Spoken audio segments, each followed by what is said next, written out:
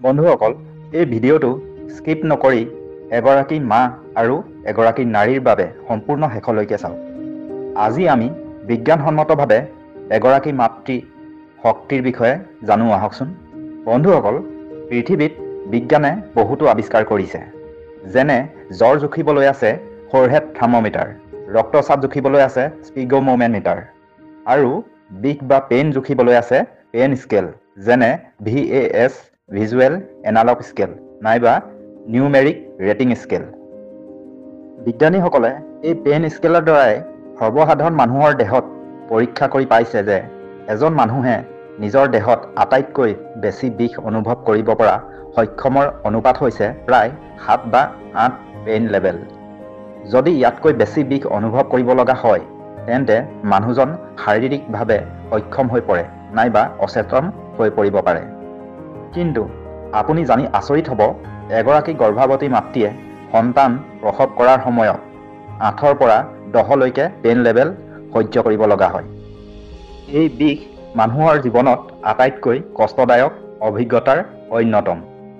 এই বিষ কিছুমান ডক্তৰৰ মতে এজন মানুহৰ শৰীৰৰ ভিতৰত হাড় ভাঙি যোৱাৰ দৰে নাইবা কিডনী ষ্টোন বা ব্ৰেইন ইঞ্জুৰিতকৈও অধিক বিষ অনুভৱ কৰিব লগা হয়।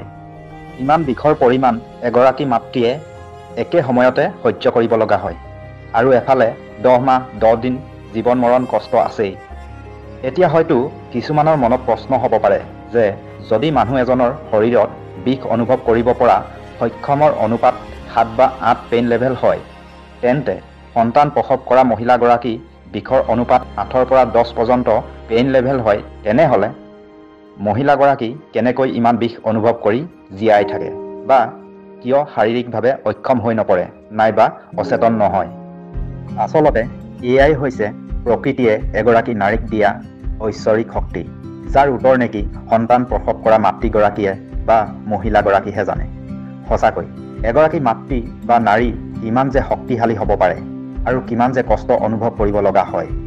এগৰাকী মাতৃয়ে সন্তানৰ বাবে এয়া মাথো প্ৰথম কষ্টহে, যিখিনি নেকি সন্তানে চকুমুখ নেমেলোঁতেই সহ্য কৰিব লগা হয়। ডাঙৰ হোৱালৈকে আৰু যে কিমান ক'ত কষ্টৰে তুলি তালি ডাঙৰ দীঘল কৰিবলগীয়া হয়। যদি কেতিয়াবা আপোনাৰ মনত অনুভৱ হয় যে মই সদায় একেবোৰ কামকে কৰি কৰি ভাগৰুৱা হৈ পৰিছোঁ, মন নোযোৱা হৈছে, আমনি লাগিছে আৰু একেবোৰকে কৰি কৰি কিমান কৰি, তেতিয়াহ'লে নিজৰ মাতৃলৈ মনত পেলাব, আমাৰ মায়েতো সদায় ঘৰৰ একেখিনি কামকে কৰি থাকে। ৰাতিপুৱাও ঘৰৰ সকলোতকৈ সোনকালে উঠে, কামবোৰতো আনকালে কৰা একেবোৰ কামকে কৰে, তথাপিতো ভাগৰ নালাগে কিয়? গতিকে কেতিয়াবা কিবা কামত যদি আমনি লাগিলে নিজৰ মাতৃৰ কথা ভাবি নিজকে এনেদৰে অনুপ্ৰাণিত কৰিব, মাতৃয়ে সন্তানৰ বাবে কৰা এনেবোৰ দুখ কষ্ট ত্যাগক সন্তানে হাজাৰবাৰ জন্ম লৈও ঋণ পৰিশোধ কৰিব নোৱাৰে।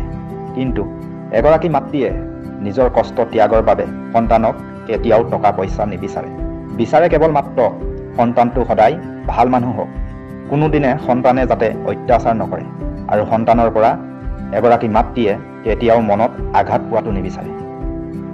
মাতৃৰ বিষয়ে যিমানকৈ গৈ থাকিলেও অন্ত নপৰে, গতিকে অন্তত মৰম চেনেহে মাতৃক শ্ৰদ্ধা সন্মানেৰে সুখী কৰি ৰাখিবলৈ চেষ্টা কৰিব। কেতিয়াও মাতৃয়ে মনত আঘাত পোৱা কাম নকৰিব। যদি আপুনি এজন এনে সুন্দৰ মনৰ ব্যক্তি হয় তেন্তে কেতিয়াও ভুল কাম বা বেয়া কাম কৰিব নোৱাৰে। এটা ভুল কাম কৰিব লোৱাৰ আগতে 10 বাৰ মাৰ কথা চিন্তা কৰিব। যদি কথাখিনি জানি ভাল লাগিল তেন্তে সকলো মাতৃ সন্তানে জানিবলৈ ভিডিঅ'টো শ্বেয়াৰ কৰি দিব, আৰু এনেবোৰ তথ্যভিত্তিক অনুপ্ৰাণিত হোৱা ভিডিঅ' পাই থাকিবলৈ আমাৰ ইউটিউব চেনেলটো ছাবস্ক্ৰাইব কৰি দিব। যদি ফেচবুকত চাই আছে তেন্তে আমাৰ ফেচবুক পেজটো ফ'ল' কৰি দিব। ধন্যবাদ।